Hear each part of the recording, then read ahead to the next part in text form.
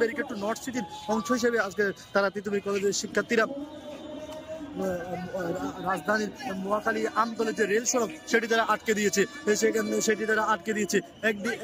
দর্শক আপনারা দেখতে পাচ্ছেন একদিকে অনশনকারীরা কিন্তু বসে আছে, যারা অনশনকারী এই অনশনকারীদেরকে নিয়ে বসে আছে।